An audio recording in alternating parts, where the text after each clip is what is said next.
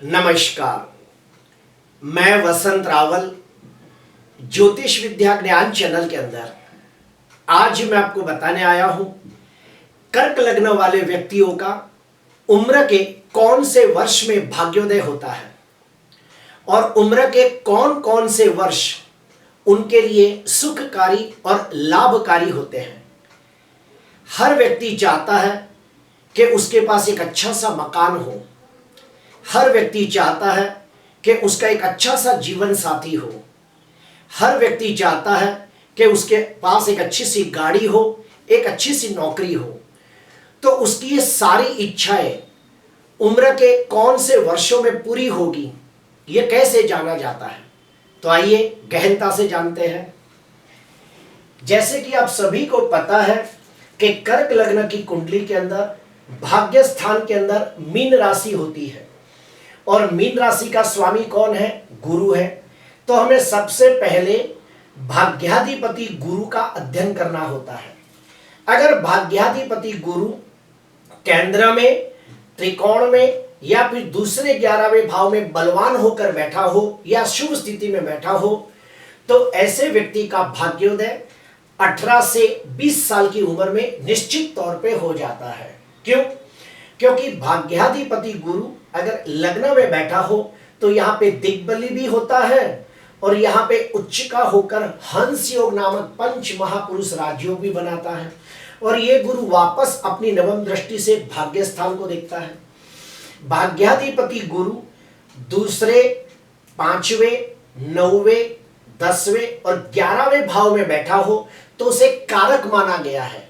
इन भाव के अंदर अगर गुरु बैठ जाए तो ऐसे व्यक्ति का निश्चित तौर पे भाग्योदय 18 से 20 साल की उम्र में होता है। मैंने जब तक देखा है कि जिसकी भी कुंडली के अंदर भाग्याधिपति गुरु शुभ स्थिति में बलवान होकर बैठा हो तो ऐसे बच्चे अपने पिता के व्यापार में सहायक बनते हैं। अगर उनके पिता कोई फैक्ट्री के मालिक हो तो उनके पिता की फैक्ट्री के अंदर वो सहायक बनने चले जाते हैं। मैंने तो ये भी देखा है कि अगर कुछ बच्चों का एजुकेशन ज्यादा न हुआ हो, यानी कि 5वीं, 7वीं, 9वीं, 10वीं पढ़ाई करके उन्होंने छोड़ दिया हो तो ऐसे बच्चे किसी दुकान में नौकरी करने जाते हैं, जैसे कि कपड़े की दुकान, किराने की दुकान, अनाज की दुकान, कोई कटलरी स्टोर, ऐसी दुकान में जाकर नौकरी करते हैं और उस व्यापार का परिपूर्ण ज्ञान प्राप्त करते हैं और फिर कुछ सालों के बाद खुद व्यापारी बनकर बाहर उभरते हैं। ये भी देखा गया है। अगर मान लो ठीक उसके विपरीत जाते हैं कि भाग्याधिपति गुरु अगर नीच राशि में निर्बल हो तो भाग्याधिपति गुरु अगर 8वें और 12वें भाव में निर्बल होकर बैठा हो तो भाग्याधिपति गुरु राहु के साथ अंशात्मक युति करके गुरु चंडाल योग बनाता हो तो फिर उन लोगों का भाग्योदय 18 से 20 साल की उम्र में नहीं होता। फिर हमें और एक स्टेप अंदर जाना पड़ता है कि हमें कर्क लग्न की कुंडली के अंदर लग्नाधिपति की स्थिति को देखना होता है। लग्नाधिपति कौन है? चंद्र है। तो हमें चंद्र की स्थिति का गहनता से अध्ययन करना पड़ता है। अगर मान लो लग्नाधिपति चंद्र केंद्र में, त्रिकोण में या फिर दूसरे 11वें भाव में शुभ स्थिति में बलवान होकर बैठा हो तो ऐसे व्यक्ति का भाग्योदय 22 से 23 साल की उम्र में होता है। क्यों? क्योंकि ज्योतिष के नियम अनुसार अगर चंद्र पहले और 7वें भाव में बैठा हो तो अति विशिष्ट योग कारक माना गया है। चंद्र अगर 4थे भाव में बैठा हो तो दिग्बली माना गया है। चंद्र अगर 11वें भाव में हो तो उच्चिका माना गया है। तो लग्नाधिपति चंद्र अगर केंद्र में, त्रिकोण में या फिर दूसरे 11वें भाव में बैठा हो तो समझ जाना ऐसे व्यक्ति का भाग्योदय 22 से 23 साल की उम्र में निश्चित तौर पे हो जाएगा। उसमें भी अगर लग्नाधिपति चंद्र भाग्याधिपति गुरु के साथ अंशात्मक युति करके गज केसरी योग बनाकर अगर केंद्र में, त्रिकोण में बैठा हो तो राजयोग जैसा फल मिलता है और ऐसा व्यक्ति 18-20 साल की उम्र में भी उसके जीवन में कुछ अच्छी घटना घटती है और 22-23 साल में भी अच्छी घटना घटती है।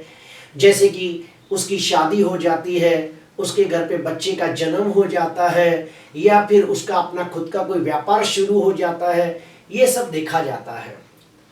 अभी हम मान लो ये स्थिति देखते हैं कि लग्नेश चंद्र भी नीच का हो और भाग्येश गुरु भी नीच का हो, अर्थात लग्नेश चंद्र और भाग्येश गुरु ये दोनों नीच राशि में निर्बल हो, राहु के साथ युति करके पीड़ित होते हो, या फिर 8वें और 12वें भाव में पीड़ित होते हो, तो फिर क्या करें? तो फिर हम तीसरे स्टेप में प्रवेश करते हैं कि कर्क लग्न की कुंडली के अंदर पंचमाधिपति की स्थिति को देखते हैं। कर्क लग्न की कुंडली में पंचम भाव में कौन सी राशि है? वृश्चिक राशि है। वृश्चिक राशि का स्वामी कौन हुआ? मंगल हुआ। तो हमें मंगल की स्थिति को टटोलना पड़ता है। अगर मान लो पंचमाधिपति मंगल केंद्र में, त्रिकोण में या फिर दूसरे 11वें भाव में बलवान होकर शुभ स्थिति में बैठा हो, तो ऐसे व्यक्ति का भाग्योदय 28 साल की उम्र में होता है। क्यों?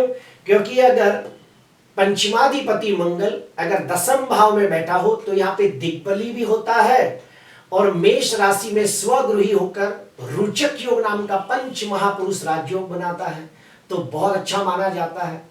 दूसरे नंबर पे अगर पंचमाधिपति मंगल 7वें भाव में उच्च का होकर बैठा हो तो भी रुचक योग नाम का पंच महापुरुष राजयोग बनाता है। पंचमाधिपति मंगल अगर 9वें भाव में बैठा हो तो भावाद भावम नियम लागू पड़ता है, अर्थात 5वें भाव का स्वामी 5वें भाव से 5वें भाव में, तो इसे भावाद भावम नियम कहा गया है। इसके वजह से भी मंगल की स्थिति में ताकत बढ़ जाती है, मंगल बलवान हो जाता है। तो नियम यह है कि कर्क लग्न की कुंडली के अंदर पंचमाधिपति मंगल अगर केंद्र में, त्रिकोण में या फिर दूसरे 11वें भाव में शुभ स्थिति में बलवान होकर बैठा हो, तो ऐसे व्यक्ति का भाग्योदय निश्चित तौर पे 28 साल की उम्र में हो जाता है। उसमें भी अगर पंचमेश मंगल और भाग्येश गुरु ये दोनों ग्रहों की शुभ युति अगर केंद्र में या त्रिकोण में होती हो तो औदार्य योग नाम का राजयोग बनता है, और ऐसे व्यक्ति बहुत ही दयालु, उदार, सेवाभावी, परोपकारी, धार्मिक होते हैं और एक पक्के व्यापारी बनते हैं। अगर मान लो कोई व्यक्ति की कुंडली के अंदर चंद्र, मंगल और गुरु ये तीनों ग्रह स्वगृही, मित्र क्षेत्री, उच्च के होकर बलवान होकर केंद्र त्रिकोण में बैठे हो, तो ऐसे व्यक्ति के जीवन में 18-20 साल की उम्र में भी अच्छी घटना घटेगी, 22-23 साल की उम्र में भी अच्छी घटना घटेगी, और 28-29 साल में भी बहुत अच्छी घटना घटेगी। अभी हम ठीक इसके विपरीत जाते हैं। अगर मान लो चंद्र, मंगल और गुरु ये तीनों ग्रह नीच राशि में निर्बल हो, तो ये तीनों ग्रह अगर 8वें और 12वें भाव में पीड़ित होते हो, तो ये तीनों ग्रह अगर राहु के साथ युति करके अशुभ योग निर्माण करते हो, तो जैसे कि चंद्र राहु का चंद्र ग्रहण योग, मंगल राहु का अंगारक योग, गुरु राहु का चंडाल योग, तो फिर हम क्या करें? तो फिर हमें और डीप में जाना पड़ता है और हमें शनि को देखना होता है। अगर मान लो कर्क लग्न की कुंडली के अंदर शनि भाग्य स्थान में बैठा हो, या फिर अपनी तीसरी दृष्टि से भाग्य स्थान को देखता हो, या फिर 10वीं दृष्टि से भाग्य स्थान को देखता हो, या फिर 7वीं दृष्टि से भाग्य स्थान को देखता हो, तो ऐसे व्यक्ति को 36 साल तक बहुत संघर्षों का सामना करना पड़ता है, और 36 साल के बाद फिर धीरे धीरे भाग्योदय होता है। क्यों? क्योंकि कर्क लग्न की कुंडली के अंदर शनि 7वें और 8वें स्थान का स्वामी बनकर कुंडली का प्रबल मारक ग्रह बनता है, और ये मारक ग्रह जब भाग्य स्थान में बैठा हो या फिर अपनी तीसरी, 7वीं, 10वीं दृष्टि से भाग्य स्थान को देखता हो, तो 36 वर्ष तक उनका जीवन बड़ा संघर्ष में रहता है, और 36 साल के बाद धीरे धीरे उनका भाग्योदय होता है। क्यों? क्योंकि शनि होता है शनै शनै, धीमे धीमे लाभ देता है। अगर मान लो शनि की दृष्टि ना पड़ती हो तो फिर हम लोग राहु को देखते हैं।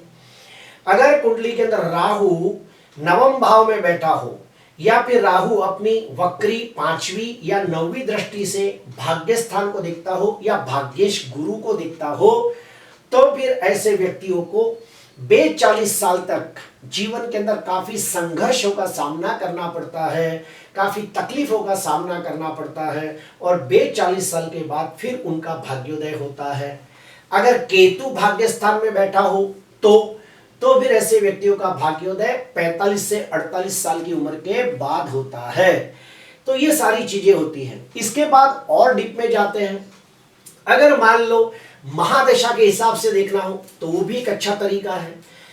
अगर मान लो लग्नाधिपति चंद्र की महादशा के अंदर गुरु की अंतर्दशा हो और उसमें मंगल की प्रत्यंतर दशा आ जाए तो वो जो साल होता है वो भाग्योदय के समान होता है और वो साल के अंदर भी निश्चित तौर पे कोई शुभ घटना घटती है।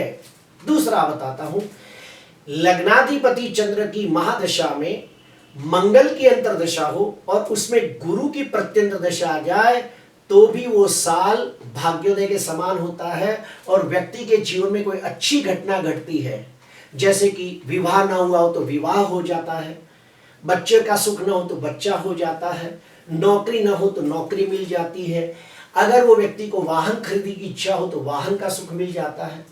वैसे ही दूसरा बताता हूं कि भाग्याधिपति गुरु की महादशा के अंदर चंद्र की अंतर्दशा हो और उसमें मंगल की प्रत्यंतर दशा आ जाए तो वो साल भी गोल्डन माना जाता है। उसी प्रकार गुरु की महादशा में मंगल की अंतर्दशा और उसमें चंद्र की प्रत्यंतर दशा हो तो वो साल भी भाग्योदय के समान होता है।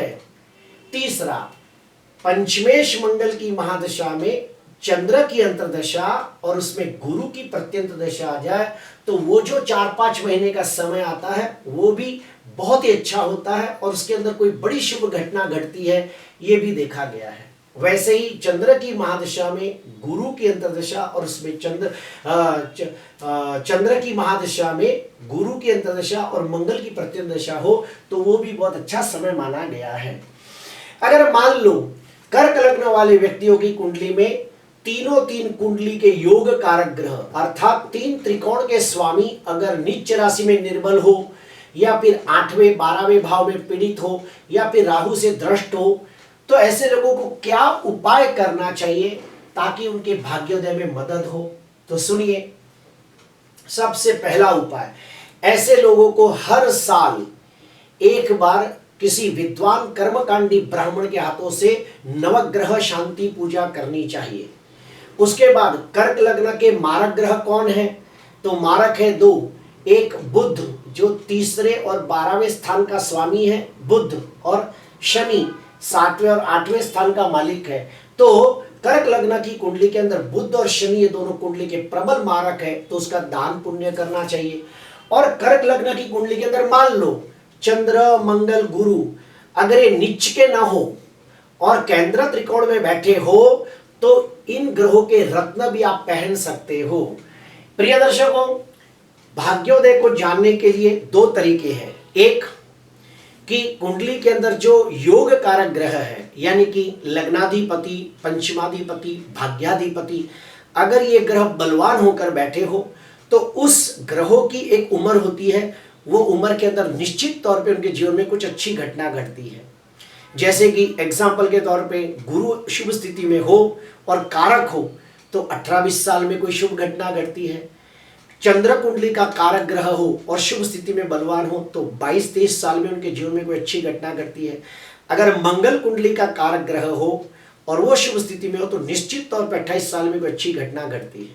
उसी प्रकार कुंडली के कर्क लग्न की कुंडली के अंदर चंद्र, मंगल और गुरु ये तीनों कुंडली के योग कारक ग्रह हैं। इन ग्रहों की जब भी महादशा, अंतर्दशा, प्रत्यंतर दशा जब एक साथ आती है तो वो भी भाग्योदय के समान वो समय होता है और उसके अंदर भी जीवन में कोई निश्चित अच्छी घटना घटती है। प्रिय दर्शकों, आज के लिए बस इतना ही। आपको अच्छा लगा हो तो जरूर लाइक करना, सब्सक्राइब करना। नमस्कार।